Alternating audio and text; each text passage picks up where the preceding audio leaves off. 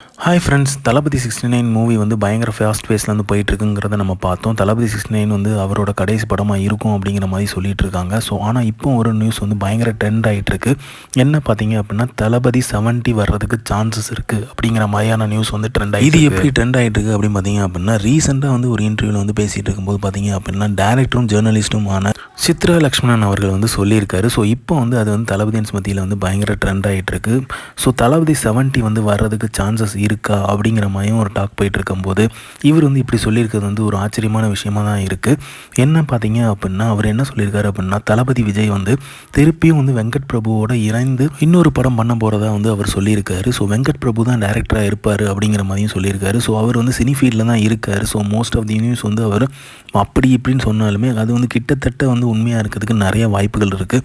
So அதனால் தளபதி வந்து 70th movie பண்ணுறதுக்கு சான்சஸ் இருக்குது அப்படிங்கிற மாதிரி அவர் சொல்லியிருக்காரு. தமிழ் ஆடியன்ஸ் மத்தியில் வந்து கோட் வந்து மிகப்பெரிய வரவேற்பை பெற்றுச்சு அப்படிங்கிறது நமக்கு எல்லாருமே தெரியும். அதனால வந்து தளபதி இந்த முடிவு எடுத்திருக்காரா, இல்லை அப்படி அவர் உண்மையிலே எடுத்திருந்தாரு அப்படின்னா வெங்கட் பிரபு வச்சு இயக்க போகிறாங்க அப்படிங்கிறதான் உண்மையா அப்படிங்கிறது போக போக தான் தெரியும்.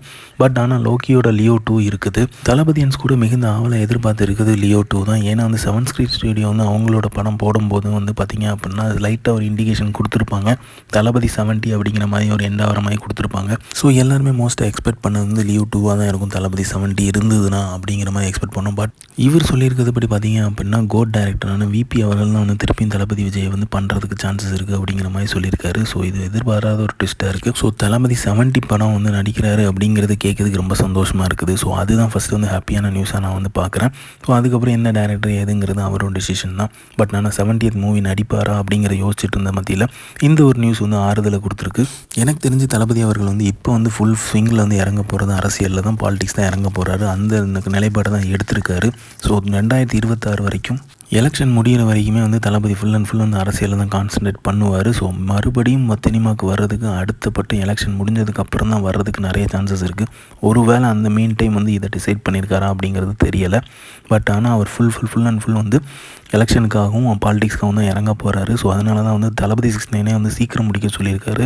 ஏன்னா இன்னும் ஒரு வருட காலங்கள் தான் இருக்குது. ஸோ அதுக்குள்ளே வந்து மக்கள் எல்லாருமே சந்திக்கணும். அவர் சொன்ன மாதிரியே தமிழ்நாட்டு ஃபுல்லாக சுற்றுப்பயணம் செல்ல வேண்டியது இருக்குது. ஸோ அரசியலில் வந்து முழு வீச்சில் இறங்கி அதை செயல்பட்டால் மட்டும்தான் அடுத்த கட்ட நகர்வு வந்து தளபதி வந்து டிசைட் பண்ணுவார்னு நினைக்கிறேன். ஸோ இந்த நியூஸ் வந்து எந்த அளவுக்கு உண்மையாகும் அப்படிங்கிறத நம்ம பொறுத்திருந்து தான் பார்க்கணும்.